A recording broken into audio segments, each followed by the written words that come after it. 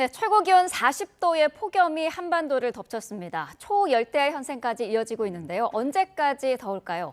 김승배 한국자연재난협회 본부장과 이야기 나눠보겠습니다. 어서 오십시오. 네. 네, 비공식 기록이긴 합니다만 어제 여주가 낮 기온이 40도를 기록했더라고요. 기상 관측사상 어느 정도의 더위를 지금 보이고 있는 걸까요? 그렇습니다. 가장 더운 여름 하면 1994년 여름과 2018년 여름이 생각나거든요. 네. 우리나라의 가장 높았던 기온이 41도입니다. 아하. 2018년 8월 1일 홍천에서 나타난 건데 그전에는 대구가 그 40도 기록을 갖고 있었는데 네. 아까 여주에 40도라고 그랬는데 사실은 서울이 어제 36.2도가 낮 최고 기온이었고요. 네.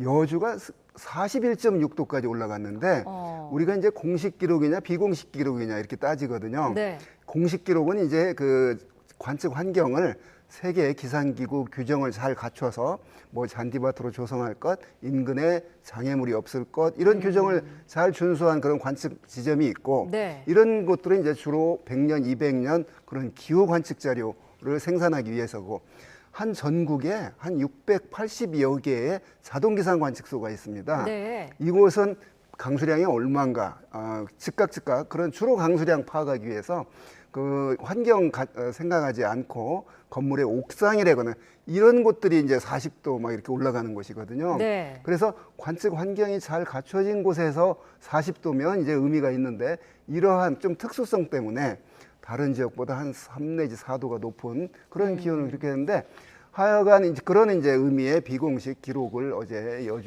여주에서 최고 기온을 기록했는데 네. 사실은 서울이 36.2도 올 여름 가장 높았는데 저는 개인적으로 어제가 올 여름 가장 서울 최고라고 생각을 합니다. 아하. 그러니까 이제 36.2도보다 더 올라가지는 못할 것이다. 네. 왜냐하면 그게 이제 다 그 공기와의 역학 관계이기 때문에 그런데 하여간 그렇다고 해서 금방 선선해지는 건 아니고요. 네. 낮 최고 33도, 아침 그 밤 기온 25도 이상 이 열대야는 적어도 8월 하순까지는 아하. 지속이 될 것이니까 아마 지금 이제 피크 속에 우리가 있거든요, 여름에. 네.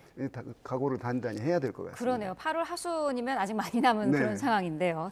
자, 사상 최악의 폭염이라고 하면은 앞서서 말씀을 하셨습니다만 2018년이 많이 언급이 되던데 그때와 비교해서는 올해 여름은 어떻습니까? 그렇습니다. 94년 여름, 2018년 여름과 비교해 보면 네. 올 여름에 지금 현재 더운 건 사실입니다. 여름이기 때문에 더운데요. 통계로 보면 그때 기록을 깨지는 못할 것 같습니다. 네. 그러니까 우리가 낮 최고 기온이 33도 이상인 날을 폭염 일수, 밤 기온이 25도 아래로 떨어지지 않은 날을 열대야 일수라고 하는데 네. 94년도가 폭염 일수가 28.5일이었거든요. 전국 평균이. 2018년이 31일. 그런데 아직 8월이 다 안 갔지만 네. 지금 8월 상순인데 올해는 겨우 폭염 일수가 전국 평균이 7.7일밖에 안 되거든요. 그래요. 우리가 체감상으로는 굉장히 피부가 긴 것 느끼는 건 굉장히 네.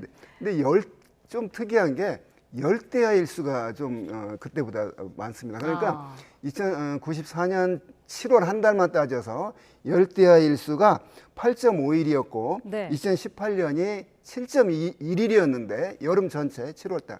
올해는 지금 벌써 9일이거든요. 전국 평균이. 네. 그래서 확실히 94년 여름과 2018년 비교해 보면 전체적으로 폭염 일수는 기록은 깨지 못할 것이다. 또 그때 나타난 41도 기록은 또 깨지 못할 것이다. 다만 좀 특이한 게 열대야 일수가 그때보다 더 많을 것으로 전망이 됩니다. 네. 아직 여름이 다 가지 않았는데 통계 비교해 보면 이게 무슨 의미냐면 올 여름에 확실히 고온다습한 공기가 다른 여름보다도 더 많이 우리나라에 지금 지배적으로 누적이 되어 있다 이렇게 보여집니다. 네. 밤 기온이 이렇게 떨어지지 못하는 이유는 어디에 있을까요? 고온다습한 공기죠. 그러니까 수준 건조한 사막은 낮 기온이 50도까지 올라가죠. 네. 그런데 밤 기온이 10도, 5도 이렇게 떨어지거든요. 자, 낮 기온이 한 35, 6도 보이는 게 요즘 날씨인데 그러면 해가 지면 대개 한 7, 8도 정도 그 갖고 있는 열을 잃게 됩니다. 그게 자연의 이치거든요. 네. 가을이 되면 이게 10도, 15도 떨어지니까 낮과 밤의 기온차가 큽니다. 이런 말을 하거든요. 네. 그런데 낮에 35도, 36도까지 올라가는데 밤 기온이 그렇게 안 떨어지는 이유는 수증기가 많아서 그 수증기가 열기를 갖고 있기 때문에 그렇습니다. 네.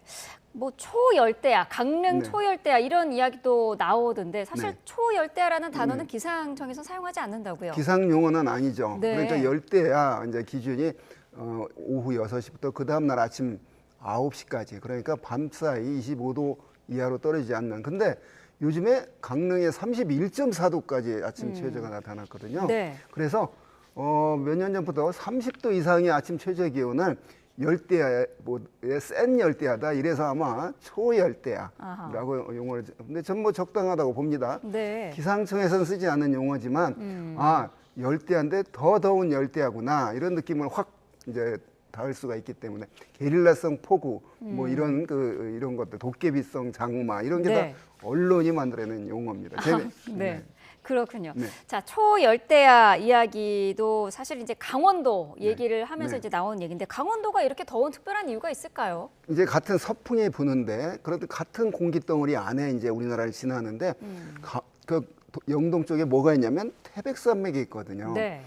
그게 이제 공기가 산을 만나면 강제로 상승하게 되고, 그러면 갖고 있는 수증기를 다 잃게 되고, 산을 넘어가면서 이제 풍하측에서는 기온이 이 풍상측보다 한 4, 5도 더 높아지는 그런 팬 현상 때문에 강릉, 속초 이쪽이 굉장히 밤 기온이 떨어지지 않는, 그러니까 다 전체적으로 같은 공기인데 그런 지형적인 영향 때문에 팬 현상 때문에 지금 미국의 캘리포니아 서쪽이 굉장히 고온이거든요. 네. 그게 반대로 동풍이 불고 있는데 로키 산맥을 타고 넘어간 공기가 팬 현상을 일으켜서 서쪽이 고온 건조한 날씨가 지금 계속 이어지고 있고, 우리나라 영동 지방과 같은 이치입니다. 네. 자, 이번 더위의 원인도 궁금한데요. 한반도가 뭐 두꺼운 이불 2개를 덮고 있다, 뭐 네. 두 겹의 찜통에 갇혀 네. 있다, 뭐 네. 이런 얘기도 나오더라고요. 그렇습니다. 자, 요즘에 이제 장마가 지난 7월 27일 끝났거든요. 네. 장마가 끝났다는 얘기는 북태평양 고기압이 우리나라를 덮었다는 의미거든요. 그러면 이제 장마 끝 폭염 시작인데, 네. 거기에다가 이제 엎친 데 겹친 격으로 그 2018년도도 마찬가지입니다. 여기에다 이불을 하나 더 덮어요. 그러니까 일사에 의해서 지금 불을 떼고 있는데, 햇빛에 의해서 북태평양 고기압이 이불을 덮었단 말이에요. 그러니까 공기가 더 더워지죠. 네. 거기에다가 또 하나 또 솜잎으로 덮은 게 이제 티베트 고기압인데, 그래서 그런 어떤 고기압이 커플링 됐다고, 이렇게 겹쳐졌다 이렇게 말하는데, 네. 자, 이렇게 겹쳐졌을 때는 어김없이 고온 현상이 더 나타나는데, 지금 그러한 속에 있는데 이제 저게 깨져야 이제 이 더위가 무너지는데, 네. 하여간 오늘이 월요일인데 이번 주는 저는 개인적으로 이제 북태평양 고기압 세력이 약간 좀 수축을 하거든요. 네. 그러면 수축한다는 얘기는 북쪽에서 약간 찬 공기가 내려온다는 의미이기 때문에, 그래서 어제 서울의 36.2도가 이보다 더 높은 기온은 나타나지 않을 것이다. 네. 올여름 가장 더웠던 날이 8월 4일로 기록될 것이다. 이제 이렇게 개인적으로 보는 거고요. 네. 그럼에도 불구하고 한 8월 하순 쳐서 8월 22일까지는 계속해서 그런 어떤 우리가 더위를 느끼는 낮 최고 기온이 33도 이상인 그런 날은 계속 이어질 것이다, 이렇게 보고 있습니다. 그렇군요. 자, 남은 여름에 뭐 한반도 열기를 좀 식혀줄 만한 그런 특별한 재료들이 있을까요? 비가 와야죠. 그 비가 오늘 서울의 새벽 천둥번개 치면서 0.5mm 비가 왔는데, 이건 더위를 더 가속화시키는, 그렇죠. 습하게 하죠. 만드는 건데, 네. 태풍이 와야죠. 아까 말한 이 더위를 식혀줄 재료는 태풍인데, 네. 이제 태풍이 오면 더위는 좀 약간 식을지 모르지만 이제 또 엄청난 또 피해가 예상이 되기 때문에 태풍을 오라와 기다리면 안 되고요. 네.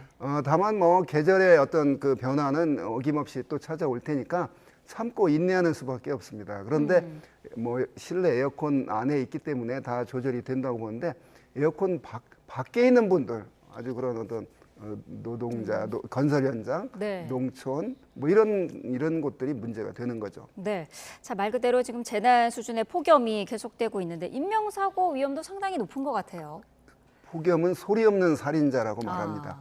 태풍은 간판이 무너지고 파도가 넘치고 강이 범람하고 눈에 보이는데, 이 폭염은 눈에 보이지 않는 기상현상이거든요. 네. 그래서 노약자들, 그런 어떤 기저질환자들이 제일 위험한데, 사실은 이제 의학계 통계로도 이런 폭염이 있는 기간 중에 사망자 수가 그런 노약자들 그 숫자가 분명히 늘어난다고 하거든요. 네. 2003년도에 유럽에 폭염이 닥쳤는데 5만여 명의 사망자가 발생을 했습니다. 네. 그래서 폭염이 위험한 게 이제 그런 어떤 소리 없이 그 건강이 약한 분들에게 치명타를 가하기 때문이라고 생각합니다.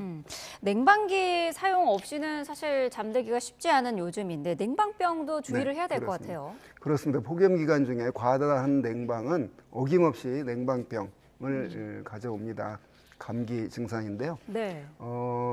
바깥보다 너무나 낮아서 추울 정도로 그러니까는 긴팔을 입을 정도로 냉방을 강하게 하면 안 되고요. 바깥 공기보다 한 3, 4도 정도 낮추는 그런 어떤 냉방 관리가 필요하다고 봅니다. 그래서 그 냉방병 예방을 위해서는 바깥 공기가 분명히 더운데 35도인데 그러면 안에 24도 이렇게 낮춰버리면 그 바깥 지금 너무 큰 차이가 나는 거거든요. 네. 그래서 한 그 바깥 공기보다 약간 낮게 이제 그런 어떤 지혜가 필요합니다. 네. 자, 냉방기기 지혜롭게 사용하는 방법은 잠시 뒤에 저희가 또 자세히 정리를 해서 전해드리도록 하겠습니다. 김승배 한국자연재난협회 본부장과 함께 폭염 이야기 자세히 나눠봤습니다. 오늘 말씀 감사합니다. 네.